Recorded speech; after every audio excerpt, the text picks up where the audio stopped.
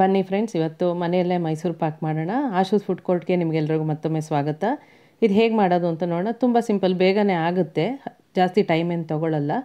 ನೋಡಿ, 1 ಬಟ್ಲು ಕಡಲೆ ಹಿಟ್ಟು ತೊಗೊಂಡಿದ್ದೀನಿ, 2 ಬಟ್ಲು ಸಕ್ಕರೆ ತೊಗೋತೀನಿ, 3 ಬಟ್ಲು ರಿಫೈನ್ಡ್ ಆಯಿಲು ಅಥವಾ ತುಪ್ಪ ಯಾವ್ದು ಬೇಕೋ ಅದು ತೊಗೊಳ್ಳಿ, ನಿಮ್ಗೆ ಇಷ್ಟವಾಗಿರೋದು.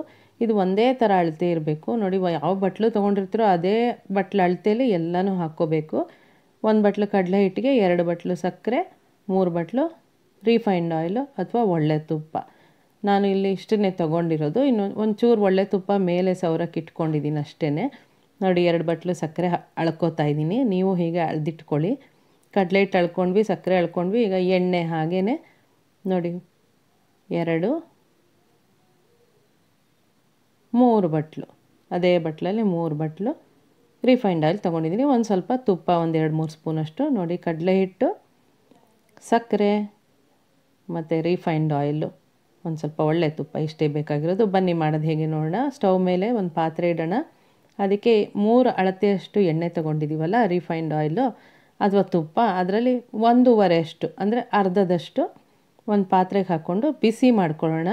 ಹೊಗೆ ಬರೋಂಗೆ ಬಿಸಿ ಮಾಡೋದು ಬೇಡ. ಹೊಗೆ ಬಂದುಬಿಟ್ರೆ ಸೀದೋಗುತ್ತೆ ಕಡಲೆ ಹಿಟ್ಟು. ನೋಡಿ, 1.5 ಅಷ್ಟು ಮಾತ್ರ ರಿಫೈನ್ಡ್ ಆಯಿಲ್ ಹಾಕ್ಕೋತಾ ಇದ್ದೀನಿ. ಇದನ್ನು ಸಿಮ್ಮಲ್ಲಿಟ್ಟು ಆ ಎಣ್ಣೆನ ಬಿಸಿ ಮಾಡೋಣ. ನೋಡಿ, ಈಗ ಚೆಕ್ ಮಾಡೋಣ ಎಣ್ಣೆ ಕಾದಿದೆಯಾ ಅಂತ. ಕಾದಿದೆ ನೋಡಿ. ಈಗ ಸ್ಟವ್ ಆಫ್ ಮಾಡಿಬಿಟ್ಟು ಇದಕ್ಕೆ ನಾವು ಇಟ್ಕೊಂಡಿರೋ ಕಡಲೆ ಹಿಟ್ಟು ಸೇರಿಸ್ಕೊಂಡು ಚೆನ್ನಾಗಿ ಮಿಕ್ಸ್ ಮಾಡೋಣ. ಅದೇನಾಗುತ್ತೆ ಅಂದರೆ, ಎಣ್ಣೆ ಕಾದಿರೋದ್ರಿಂದ ಅದರಲ್ಲೇ ಕಡಲೆ ಹಿಟ್ಟು ಹುರಿದಂಗೆ ಆಗುತ್ತೆ. ಕೆಲವ್ರು ಏನು ಮಾಡ್ತಾರೆ, ಅದನ್ನು ಕಡಲೆ ಹಿಟ್ಟೆ ಸಪ್ರೇಟಾಗಿ ಹುರಿತಾರೆ. ನಾನು ಹಾಗೆ ಮಾಡಲ್ಲ, ಈ ಥರ ದೋಸೆ ಹಿಟ್ಟು ಥರ ಮಾಡ್ಕೊಂಬಿಡ್ತೀನಿ. ನೋಡಿ, ಅದು ರೆಡಿಯಾಗಿದೆ. ಅದಕ್ಕೆ ಪಕ್ಕಕ್ಕೆ ಇಟ್ಕೊಳ್ಳೋಣ. ಈಗ ದಪ್ಪ ತಳದ ಬಾಣಲೆ ತೊಗೊಂಡು ಅದಕ್ಕೆ ಇಟ್ಕೊಂಡಿರೋ ಸಕ್ಕರೆ ಹಾಕೋಣ. ಒಂದು ಅರ್ಧ ಲೋಟದಷ್ಟು ಮಾತ್ರ ನೀರು, ಅರ್ಧನೂ ಬೇಡ, ಅರ್ಧಕ್ಕಿಂತ ಒಂಚೂರು ಕಡಿಮೆ ಹಾಕೋಣ. ನೀರು ಜಾಸ್ತಿ ಹಾಕ್ಬಿಟ್ರೆ ತುಂಬ ಹೊತ್ತು ತೊಗೊಳುತ್ತೆ ಆಗೋಕ್ಕೆ. ಸ್ವಲ್ಪ ನೀರು ಹಾಕಿದ್ರೆ ಸಾಕು, ಸಕ್ಕರೆ ನೆನೆಯೋ ಅಷ್ಟು. ಸಕ್ಕರೆನ ಕುದಿಯೋಕೆ ಇಡೋಣ ಪಕ್ಕದಲ್ಲಿ ಇನ್ನೊಂದು ಸಣ್ಣ ಬಾಣಲೆ ಇಟ್ಕೊಂಡು ಅದಕ್ಕೆ ಮಿಕ್ಕಿರೋ ಎಣ್ಣೆ ಎಲ್ಲ ಹಾಕ್ಕೊಂಡು ಅದನ್ನು ಸಿಮ್ಮಲ್ಲಿ ಬಿಸಿಗಿಡೋಣ. ಈಗ ನೋಡಿ, ಸಕ್ಕರೆ ಚೆನ್ನಾಗಿ ಕರಗಿ ಕುದೀತಾ ಇದೆ, ನೋಡ್ತಾ ಇದ್ದೀರಾ. ಪಕ್ಕದಲ್ಲಿ ಎಣ್ಣೆ ಕಾಯ್ತಾ ಇದೆ. ಈಗ ಈ ಕುದೀತಾ ಇರೋ ಸಕ್ಕರೆಗೆ ಏನು ಮಾಡೋಣ, ಕಲಸಿಟ್ಕೊಂಡಿರೋ ದೋಸೆ ಹಿಟ್ಟು ಥರ ಮಾಡಿಟ್ಕೊಂಡಿದ್ದೀವಲ್ಲ ಕಡಲೆ ಹಿಟ್ಟು, ಎಣ್ಣೆಯಲ್ಲಿ ಹುರಿದಿಟ್ಕೊಂಡಿರೋದು, ಎಣ್ಣೆಯಲ್ಲಿ ಮಿಕ್ಸ್ ಮಾಡಿಟ್ಕೊಂಡಿರೋದು, ಇದನ್ನು ಫುಲ್ಲು ಬಗ್ಗಿಸ್ಕೊಂಬಿಡೋಣ. ನೋಡಿ, ಕುದೀತಾ ಇರೋ ಸಕ್ಕರೆಗೆ ಇದನ್ನು ಹಾಕ್ಕೊಂಡು ಇವಾಗ ಚೆನ್ನಾಗಿ ಒಳ್ಳೆ ಮಿಕ್ಸ್ ಮಾಡೋಣ. ನೋಡಿ, ಮಿಕ್ಸ್ ಮಾಡ್ತಾಯಿದ್ದೀನಿ ಫ್ರೆಂಡ್ಸ್. ಹೀಗಾಗುತ್ತೆ ಎಲ್ಲ ಮಿಕ್ಸ್ ಮಾಡಿದ್ರೆ. ಒಂದು 2 ನಿಮಿಷ ನೋಡಿ ಹೀಗೆ ಮಿಕ್ಸ್ ಮಾಡ್ತಾನೇ ಇರಿ. ಈಗ ಮಧ್ಯ ಏನು ಮಾಡಬೇಕು, ಪಕ್ಕದಲ್ಲಿ ಇಟ್ಕೊಂಡಿದ್ದೀವಲ್ಲ ಎಣ್ಣೆ, ಅದನ್ನು ಕಾಯ್ತಾನೇ ಇರುತ್ತೆ, ಅದನ್ನು ಆಫ್ ಮಾಡಬೇಡಿ. ಹೊಗೆ ಬಂದರೆ ಮಾತ್ರ ಆಫ್ ಮಾಡ್ಕೊಳ್ಳಿ. ಚೆನ್ನಾಗಿ ಬಿಸಿ ಆಗಿರುತ್ತೆ. ಅದನ್ನು ಹೀಗೆ ಒಂದೊಂದೇ ಸೌಟು ಮಧ್ಯ ಹಾಕಿ ಚೆನ್ನಾಗಿ ಮಿಕ್ಸ್ ಮಾಡಬೇಕು. ಅದೆಲ್ಲ ಕಡಲೆ ಹಿಟ್ಟು ಚೆನ್ನಾಗಿ ಹೀರ್ಕೊಂಬಿಡುತ್ತೆ. ನೋಡಿ, ಹೀರ್ಕೊಳ್ತು. ಈಗ ಮತ್ತೆ ಅದೇ ಪ್ರಾಸೆಸ್ಸು ಕೊನೆಯವರೆಗೂ ಆ ಎಣ್ಣೆ ಇರೋ ಅಷ್ಟು, ತುಪ್ಪ ಆಗಲಿ ಎಣ್ಣೆ ಆಗಲಿ ಯಾವುದಾದ್ರೂ ಸರಿ, ಅದು ಎಷ್ಟಿದೆಯೋ ಅಷ್ಟು ಮುಗಿಯೋವರೆಗೂ ಹೀಗೆ ಮಾಡೋಣ. ನೋಡಿ, ಮಿಕ್ಸ್ ಮಾಡೋಣ. ಮಿಕ್ಸ್ ಮಾಡಿದಾಗ ಕಡಲೆ ಹಿಟ್ಟು ತುಂಬಾ ಹೀರ್ಕೊಳ್ಳುತ್ತೆ. ನೀವು ಯಾವ ಹಿಟ್ಟು ತೊಗೋತೀರೋ ಅದ್ರ ಮೇಲೆ ಡಿಪೆಂಡ್ ಆಗುತ್ತೆ. ನೋಡಿ, ಗಟ್ಟಿ ಆಗ್ತಾ ಬರ್ತಾ ಇದೆ. ನೋಡಿ, ಮತ್ತೆ ಇನ್ನೊಂದು 1.5 ಸೌಟಷ್ಟು ಕಾದಿರೋ ಎಣ್ಣೆ ಹಾಕ್ಕೊಳ್ಳೋಣ. ಇದು ಯಾಕೆ ಈ ಥರ ಎಣ್ಣೆ ಹಾಕ್ಕೊಳ್ಳೋದು ಅಂದರೆ, ಒಂಥರ ಮೈಸೂರು ಪಾಕು ಗೂಡಾಗಿ ಬರಲಿ ಅಂತ. ನೋಡಿ, ಗಟ್ಟಿ ಆಗ್ತಾ ಬಂತು ಫ್ರೆಂಡ್ಸ್.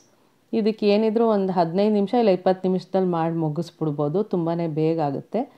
ನೋಡಿ, ಈಗ ಮತ್ತೆ ಕಾದಿರೋ ಎಣ್ಣೆ ಹಾಕ್ಕೋತಾ ಇದ್ದೀನಿ. ಈಗ ಗಟ್ಟಿ ಆಗ್ತಾ ಬಂತು, ಮುಕ್ಕಾಲಾಗಿದೆ ಇದು. ಇನ್ನೊಂದು 2 ನಿಮಿಷಕ್ಕೆ ಇದು ಆಗೇ ಹೋಗುತ್ತೆ. ನೋಡಿ, ಚೆನ್ನಾಗಿ ಮಿಕ್ಸ್ ಮಾಡಿ ಕೈ ಬಿಡದೆ ಕಲಿಸ್ತಾ ಇರಿ. ಯಾಕೆ ಅಂದರೆ ತಳ ಹತ್ತಬಾರ್ದು. ನಾನು ದಪ್ಪ ತಳದ ಬಾಣಲೆ ತೊಗೊಂಡಿರೋದ್ರಿಂದ ತಳ ಸಿಯಲ್ಲ. ನೋಡಿ, ಇವಾಗ ಏನು ಮಾಡೋಣ, ಈ ಸ್ಟೇಜಲ್ಲಿ ಕೊನೆಗೆ ಇಟ್ಕೊಂಡಿರೋ ಎಣ್ಣೆ ಎಷ್ಟು ಆ ಬಾಣಲೆಲಿ ಪಕ್ಕದಲ್ಲಿ ಎಷ್ಟು ಉಳಿದಿತ್ತೋ ಅಷ್ಟು ಹಾಕ್ಬಿಡೋಣ. ಇದಕ್ಕೆ 1, 2, 3 ಅಳತೆ ಅಷ್ಟು ಎಣ್ಣೆ ಹಿಡಿಯುತ್ತೆ. ನೋಡಿ, ಎಲ್ಲ ಹಾಕ್ಬಿಟ್ಟು ಒಳ್ಳೆ ಮಿಕ್ಸ್ ಕೊಡೋಣ. ನೋಡಿ, ಈ ಥರ ಬಾಣಲೆ ಬಿಟ್ಟು ಫುಲ್ಲು ಬಂದುಬಿಡುತ್ತೆ. ಪಕ್ಕದಲ್ಲಿ ಒಂದು ತಟ್ಟೆಗೆ ಜಿಡ್ಡು ಸವರಿ ಇಟ್ಕೊಂಡಿರೋಣ. ನೋಡಿ, ಅದು ಆಗೋಯ್ತು, ಮೈಸೂರು ಪಾಕ್ ರೆಡಿ ಆಯಿತು ಫ್ರೆಂಡ್ಸ್. ಪಕ್ಕದಲ್ಲಿ ಒಂದು ತಟ್ಟೆಲಿ ಜಿಡ್ಡು ಸವರಿ ಇಟ್ಟಿದ್ದೀನಿ. ಜಿಡ್ಡು ಸವರದೇ ಇದ್ದರೂ ಇದರಲ್ಲಿರೋ ಜಿಡ್ಡೇ ಸಾಕಾಗುತ್ತೆ. ನೋಡಿ, ಎಲ್ಲನೂ ತಟ್ಟೆಗೆ ಟ್ರಾನ್ಸ್ಫರ್ ಮಾಡ್ಬಿಡೋಣ. ಮೈಸೂರು ಪಾಕ್ ನೋಡಿ ಏನು ಸೂಪರಾಗಿ ಕಾಣಿಸ್ತಾ ಇದೆ. ರೆಡಿನೇ ಆಗೋಯ್ತು. 15 ನಿಮಿಷ ಸಾಕು ಫ್ರೆಂಡ್ಸ್. ನೀರು ಜಾಸ್ತಿ ಹಾಕದೇ ಇದ್ದರೆ ಬೇಗ ಆಗುತ್ತೆ. ಮತ್ತು ಒಳ್ಳೆ ಹಗುರಾಗಿ, ಒಳ್ಳೆ ಗೂಡಾಗಿ, ಒಳ್ಳೆ ರುಚಿಯಾಗಿರುತ್ತೆ. ನೀವು ಮಾಡಿ ಟ್ರೈ ಮಾಡಿ ನೋಡಿ. ಈಗ ಇದನ್ನು ಕಟ್ ಮಾಡೋದು ಹೇಗೆ ಅಂತ ತೋರಿಸ್ಕೊಡ್ತೀನಿ. ಒಂದು ಸ್ವಲ್ಪ ಆರಕ್ಕೆ ಬಿಡಿ. ನಾನು ಸ್ವಲ್ಪ ಇಲ್ಲಿ ನಿಮಗೋಸ್ಕರ ಬಿಸಿನಲ್ಲೇ ಕಟ್ ಮಾಡಿ ತೋರಿಸ್ತಾ ಇದ್ದೀನಿ. ಆರಿದ್ರೂ ಚೆನ್ನಾಗೇ ಇರುತ್ತೆ, ಯಾಕೆಂದರೆ ಆರಾಮಾಗಿ ಕಟ್ ಮಾಡ್ಬೋದು. ನೋಡಿ, ಎಷ್ಟು ನೀಟಾಗಿ, ಎಷ್ಟು ಸ್ಮೂತಾಗಿ ಚಾಕು ಇದರೊಳಗೆ ಹಿಟ್ಟು ಒಳಗೆ ಹೋಯಿತು ನೋಡಿ. ಕಟ್ ಮಾಡಿಬಿಟ್ಟು ಮೈಸೂರು ಪಾಕ್ ರೆಡಿ ಫ್ರೆಂಡ್ಸ್. ನೋಡಿ ಎಷ್ಟು ಚೆನ್ನಾಗಿ ಕಾಣಿಸ್ತಾ ಇದೆ. ತುಂಬಾ ಚೆನ್ನಾಗಾಗುತ್ತೆ ಇದು ಮನೇಲಿ ಮಾಡೋದು. ನೀವು ಟ್ರೈ ಮಾಡಿ, ನಿಮ್ಮ ಫ್ರೆಂಡ್ಸ್ಗೂ ಹೇಳಿ. ನೋಡಿ ಫ್ರೆಂಡ್ಸ್, ಎಷ್ಟು ಸಕ್ಕತ್ತಾಗಿ ಒಂದು 25-30 ಮೈಸೂರು ಪಾಕ್ ರೆಡಿ ಆಗೋಯಿತು. ನಂದು ಈ ರೆಸಿಪಿ ಇಷ್ಟ ಆಗಿದ್ರೆ ಲೈಕ್ ಮಾಡಿ, ಶೇರ್ ಮಾಡಿ, ಸಬ್ಸ್ಕ್ರೈಬ್ ಮಾಡಿ. Thank you friends, thank you for watching. Next recipe wait ಮಾಡಿ.